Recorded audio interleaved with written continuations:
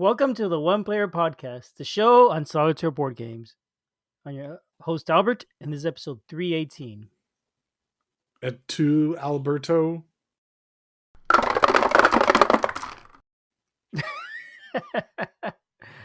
Et me, yes, et me.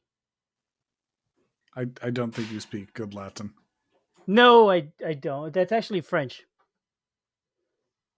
Yeah, I think French, they also use the word et for and. So it works. But it's supposed to be in Latin. Well, yeah, but you know where the French got it from? The Romans. I don't believe So you. it works. I mean, how did I know what language you're speaking in? I don't know. I don't speak French or Roman. I don't speak either of them. I just know the play. There we go. So today we are talking about a Roman game, not a French game, aren't we? No French here. At least I don't think it's French. But there's a lot of Latin in it. There is. Yeah, this is a game we've talked about before. This is Back to the table. This is where we pull out a game we haven't played in ages because we're always trying to play the newest game for the show, or at least newest to us. And once in a while we say, let's revisit a game. And this week we're revisiting PAX. And this is one that Albert had picked for us. I'm going to blame him. Yeah, that was that bad an experience for Julius, I guess. Well, we'll talk about it in a second. Okay, PAX by Bernd Eisenstein. And I think he publishes his own games. The publisher is Irongames, and he's done multiple games with him. And I think all or most are solo playable, but this is the only one I've ever played. So, Albert, why don't you give us a brief overview of the game, please? Sure. Okay, so PAX is a game set in ancient Rome. We won't worry about the theme too much. The mechanic is it's a drafting game, basically. You're drafting cards into your tableau, trying to make the best combination of cards to get the most points. In solo game, you're really just trying to compete against Rome and get the best tableaus and control the most of them. It is, I think, very reminiscent of Seven Wonders in a way, except for the drafting is different. Well, okay. What? How is it reminiscent of Seven Wonders? Seven Wonders came out in 2010, right? Sure. And it was a drafting game where everybody has a hand of cards. You pick one card and you pass them to the left, right? Sure. It's like, oh, wow, drafting is so much fun. The following Essen, this game was available. And it was a drafting game. So in my mind, I immediately jumped to Seven Wonders. And it is a drafting game like Seven Wonders, yes, but it does work differently. There is no passing cards around left and right. Which I think is one of the main parts of Seven Wonders, is the idea that you're passing cards to the left. So you have a very direct influence on the card the next person has. And there's a little bit of that in here. It's not quite as immediate. But it also, the other main thing about Seven Wonders is that you're building tableaus of different types of cards. And each type of card works a little differently. And this has that same part of the game too. Okay. Right, there's like 7 suits in the game. And each suit either gives you more points or gives you some benefit of one kind or another, depending on the suit. So that was my summary of the game. I think it's a great summary. Shall we go ahead and talk about the components? Yeah, it's a card game, so you can have just a bunch of cards, really. It absolutely is. No tokens here, nothing along those lines at all. Now, it's worth mentioning, Julius and I both have the original version of the game. It was reprinted in 2020, though I believe the only difference is the box cover. To me, I think with that art, the new art, it looks like a lot of, like Cave versus Cave or any of the other 2-player things. It makes it look extremely head-to-head, like you're in a direct battle just based on the cover style. And you don't really get that in the course of the game. No, not in the solo game and not in the multiplayer game either. I mean, there is some competition, but it's very indirect. Like similar to Seven Wonders, you're building your tableau, your opponents are building your tableau, you're kind of watching what everybody's doing and trying to make sure you're staying ahead, right? That's the only real competition. And that's true in both solo and multiplayer. Yeah, so that head-to-head look style of the box just is sort of a miss. Yeah, I could see that. But like I said, I think that's the only difference. There is a new rule book. I kind of read through the English rules a little bit. I didn't notice anything at all different about it, but I wasn't doing a side-by-side comparison or anything. Maybe it's like formatting or something if there's differences. Maybe a little bit of grammar cleanup or something, potentially. You know, same basic game, same art inside. All right. What do you think about the card design? Because I think we normally discuss that under components. Yeah, it's adequate. I'm fine. I'm fine with it. It's functional. It's not super attractive, but it's not unattractive either. It's adequate for what it is.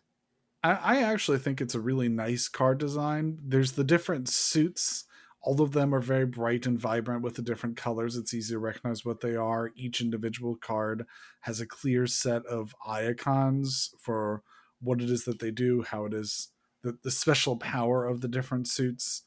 The coin values of the different ones are easily seen down at the bottom. It's easy to hold them out and determine the cost of all of them when you're laying them out. So I think the cards are designed well. I think the layout looks nice. I think the art looks nice. So I actually think it's a pretty good one. I do find it a little bit annoying when you're playing. You have three columns of cards that you could buy from or draft from, whatever, and you're buying it from there.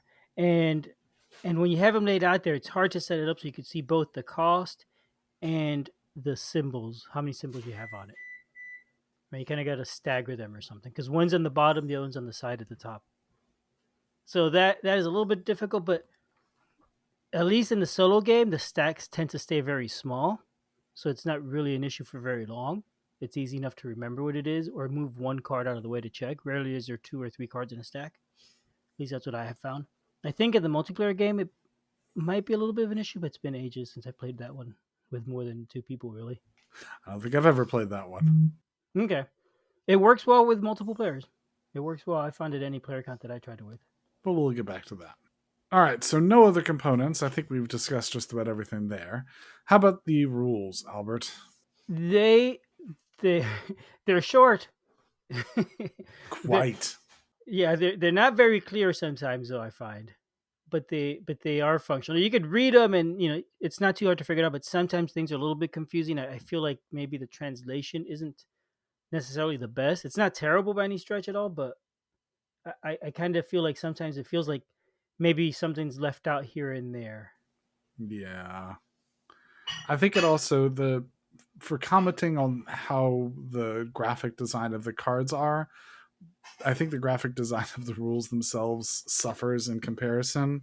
There's not anything clear to tell you like this is a turn order, this is how things go through. It seems like there's just bold portions across different areas of the rules, and you just have to scan by those for topics. There's nothing that gives you sort of the flow as you're going through it, which makes it hard to sort of absorb and understand everything as you're going through it, especially when you're using it as a reference. You just have to find the thing you're looking for. Yeah, yeah, that's true. And I remember the last time I had trouble with this. This time I didn't because I remember the last time. The In the solo game, you play multiple games, and each game you're trying to do a little bit better.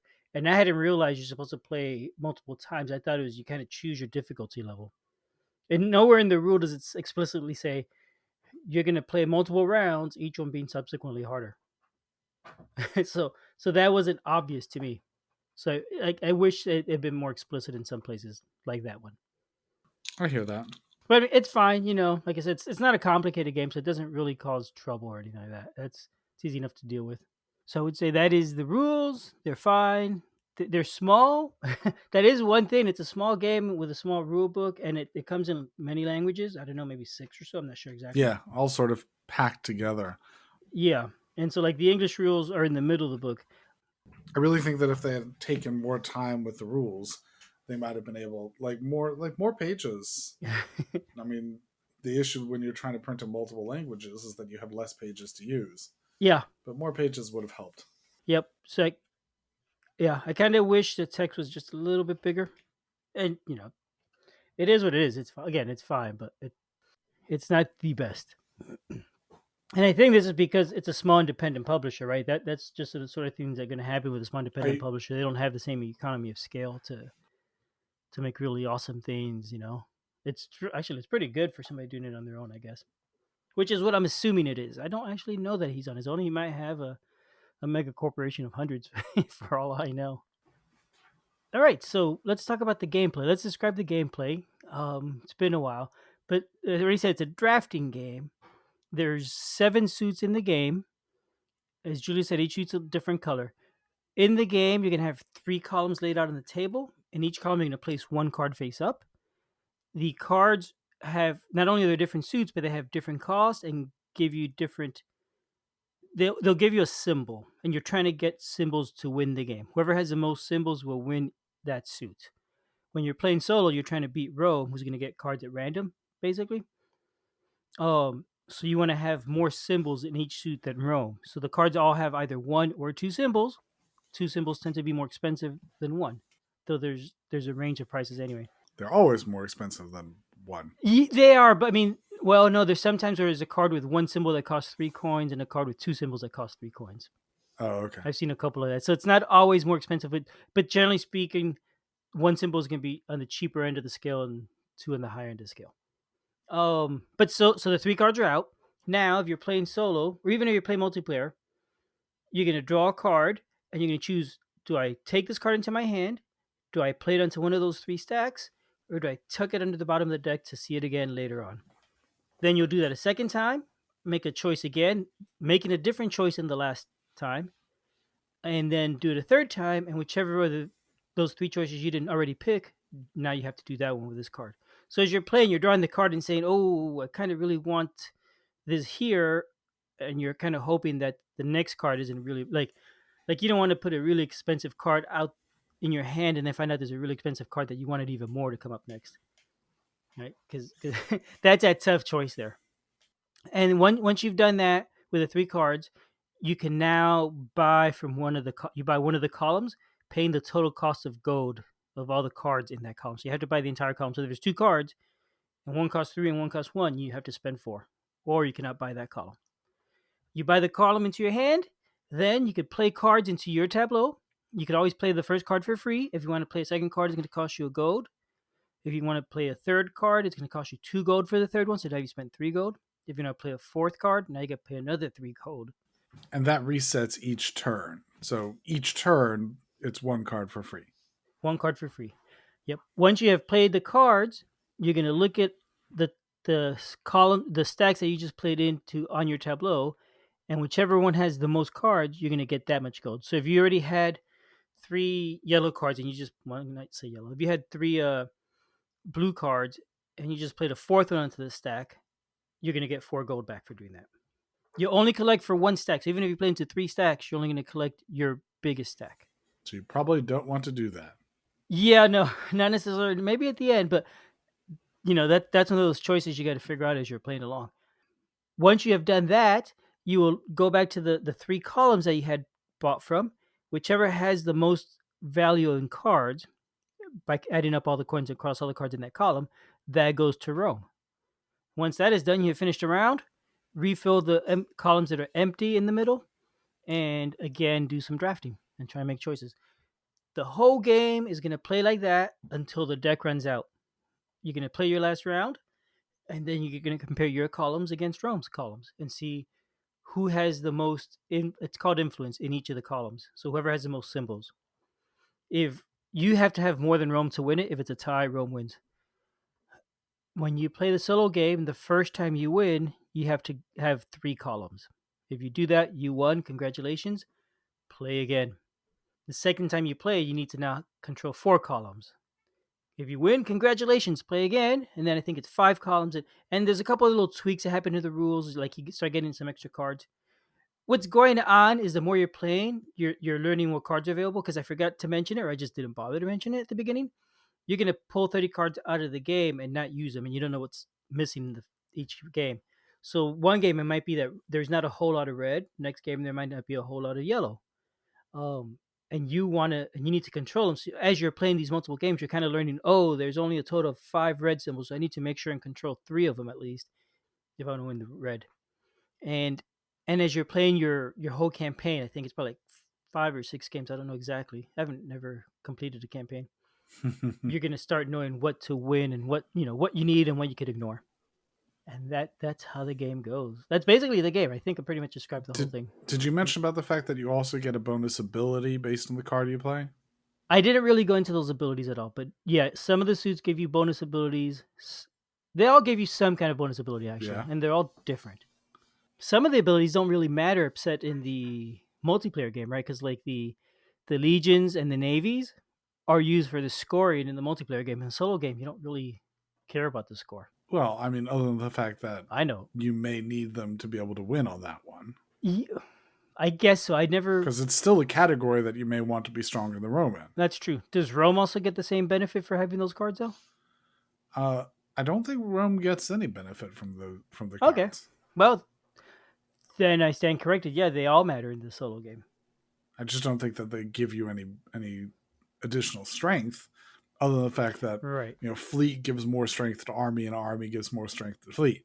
Yep. So you kind of want to have both in there to help each other out if you can. And other cards have different benefits. For example, there's a gold colored card.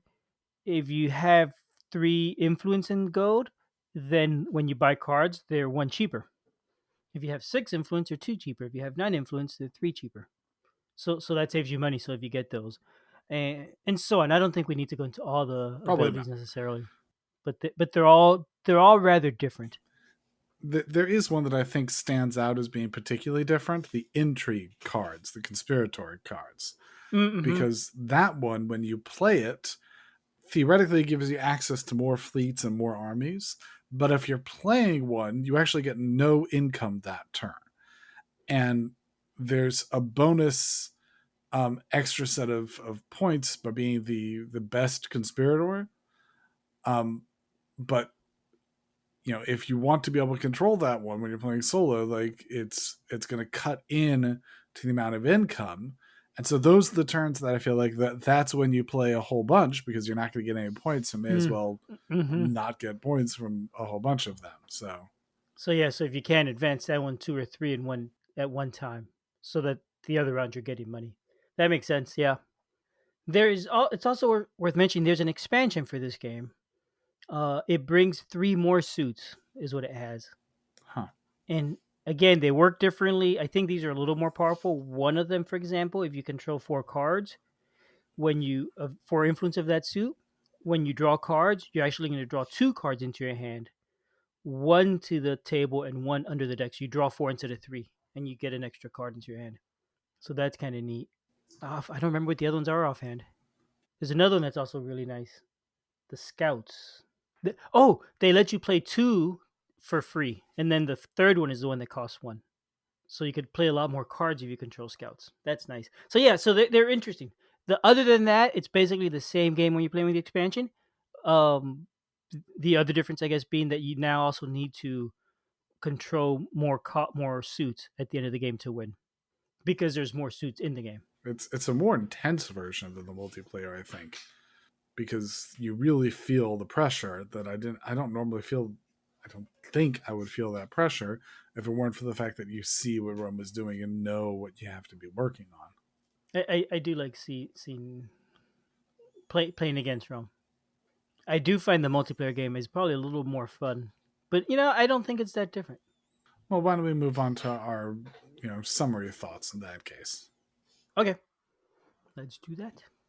I'll start. I had issues with my replay of this one because to me, I think maybe it's just having. I guess maybe in just comparison to some other cards, it seemed to me, and I brought this up a bit with the different powers and things. This is one of those that felt to me like the decision points were smaller, because when you pull a card, like there's certain ones that I'm definitely wanting to get, like the ones that let you get things for cheaper. Why wouldn't I want to try and Mm, beat Rome on the ones that have a strong effect, as opposed to, as you mentioned, fleet and army, like they give you 1 or 2 more cards, having the ability to do stuff for cheaper. Like, why would I not want to do that? There's not a person who's going to deny it. There's not going to be any pushing to want to deny me these things. It just seemed to me like in solo, some of the suits were plainly better than other suits, which meant that those were the ones that I would obviously want to pick. The cards themselves, it's not, perhaps it's just that I'm wanting instead to play a multi-use card game, And this one didn't, the cards didn't have multi uses. I would flip one over. I'd be like, yeah, I want that one. Or no, I don't want that one because I'm not strong in it. Rome is already stronger than me in it. Just let Rome have some of the easier ones. Let Rome get all of the conspirators. Let them do the tougher ones, and I'll get the ones with the better economy and the better building and things like that. It's not, it's obviously not a terraforming Mars game where in terraforming Mars you have a tableau and there's such a wealth of different aspects and cards and interactions between them, and this one works this way, and every card is unique and things like that. There's 7 suits, and they're playing what they are. That being said, like Mm-hmm. it has a lower chill factor, I suppose, is the best way of saying it. It's a much more chill of a game. It's easier to play through. The decision points are simpler. It's a lower complexity game that is perfectly adequate for the complexity level it's at. You Mm-hmm.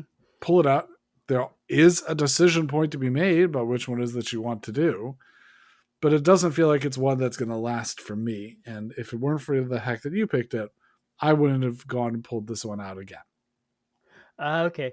The I find that I think I agree with you, but the thing about it is that you're playing multiple games, right? The first game it's pretty random. You have no idea what's in the deck because you've removed 30 cards out of the 75 cards from the game, so about a third are missing, right? More than a third. Sure.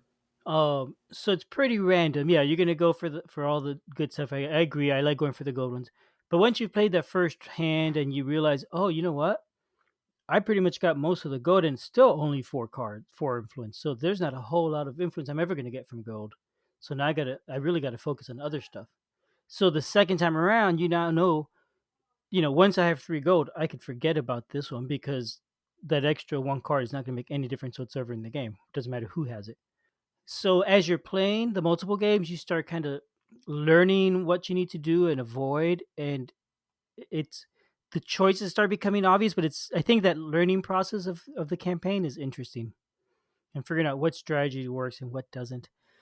It is a light game though. I think you're right about that for sure, and it plays really quick. The It a does. full solo one game in the campaign, it's probably 10 or 15 minutes maybe. A single game of It's the not campaign, Yeah, single game in the campaign, not the full campaign. but not It's all quick, 5. and all 5 is still not too bad if you get that far. I mean, all 5 is like, I would imagine that all 5 would take like an hour and a half. Maybe. Yeah. I mean, I didn't really time it. It felt like 10 minutes. Maybe it's a little more than 10, but it sure felt fast for one game. Um, but the choices, most of the choices in this game, I think, are when you're doing the drafting and you draw that card, and you got to decide, oh, do I want to keep this or do I want to let Rome get it or do I want to just save this for later? That always feels like a little bit of a hard choice, especially the first card because you still have 2 more, and you hope you don't want to take one into your hand and find out, like I had said earlier, the second card was a much better choice to take into your hand. So that always feels interesting, in a way irrelevant because you have no control of it. You're drawing random cards, but it's still interesting and a little bit tense to do, and I do enjoy that. I hear that. And even when you're playing the cards out to the tableau into the different columns, deciding which column to play it in can be an interesting choice. It isn't. Oh, well, I mean, it kind of. I guess, especially again the later games. Like, oh, I really want to get this other card, so it benefits me to now play an expensive card in column 3, so I can buy column 1 next round because I don't want to buy it now for whatever reason. So you can manipulate what Rome gets. Rome always gets the most expensive column. If there's a tie for the most expensive, it takes the leftmost one. So there's a little bit of playing with that to manipulate things to your benefit when possible. And I like those choices. I mean, they're not super deep, they're not hard, but I always find them interesting. I suppose maybe you're enjoying it more of the game because you have a higher skill level in the game. Um, because I don't yeah, know. when I'm playing multiple games of it, I guess maybe I'm not remembering as clearly about what was the time before. There's even still some discovery, I guess. Maybe I should just get better. There is even on the second and third game, I'm figuring out things that I didn't necessarily realize at first. And I don't like at the end of the game analyze the whole thing and whatnot. But if the game ends and I with the gold ones, for example, I had 4 and Rome had 2. Well, that's all the cards. Every card is out, so I know exactly what's available. I could look at my hand and what's left over in my hand that I never got time to play, and count up the total number of gold cards. So now I know, what the target number is for that column. I could probably figure out all the columns, but that's less game and more work than I want out of this. So yeah, that was what I had to say. It's more fun and less work. So I don't memorize everything from the get go, and a little bit, and then subsequent games you also get to start with extra cards already inside. So at the very beginning, like, you draw 3 cards, choose one to keep in your hand, one to play the table immediately, and one to discard, and you begin the game like that. By the way, as an aside, I don't have my copy of this anymore, or a copy of it anymore. I was playing in Boîte de Jeu. Oh, okay, yes, it's available online, isn't it? It is available online. So I was playing that one. Does that have the campaign option also, or no? It plays regular. Okay, and that has solo or multiplayer. I've never used that website. I know nothing about it. Boîte jeu. What does that mean? Boîte jeu. Jeu is game. I know French that. for online game, I guess. Oh, okay. That could be. That works. That's what it is now. We have decided. Does the rulebook? I think the rulebook mentions it somewhere. It does. It's in the rulebook. Yeah, no, I still have my copy here, and I have the expansion. Like I said, I like the expansion. I haven't played with the expansion very much at all. And to be fair, this is not a game that comes out often at all. It's back to the table because it hasn't been on the table in years. It's like, hey, let's feel like this game is worth owning. Let's talk about it again. Let's play it I again. went to go look up and see if if the expansion is available on Boîte de Jeu, and it is not. It is not okay. I do like it. I think I like the cards in there because they all feel very powerful. But they're more expensive in the. I don't know about the gold costs. It might be more expensive in gold, but it's definitely more expensive in that you need 4 of the suit instead of 3 for influence. Haven't tried it. All right, Julius, should we put a knife in this one? I think Rome has betrayed us for the final time.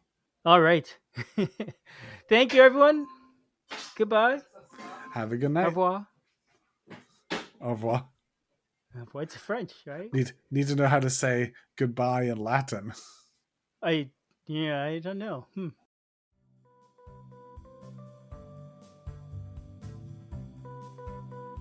Thanks for listening. We love feedback, so we love hearing from you. You can reach me at julius@oneplayerpodcast.com or JLBird on BGG, and Albert can be reached at albert@oneplayerpodcast.com or Fractalud on BGG. Our website is oneplayerpodcast.com with the number 1, and we're also on Twitter at oneplayerpodcast. The intro music is copyright Angus, can be found at jamendo.com. The transition music is copyright by Dan El Duce Pancaldi, whose page is at donpancaldi.com. The One Player Podcast is protected under a Creative Commons share-alike license. Thanks for listening.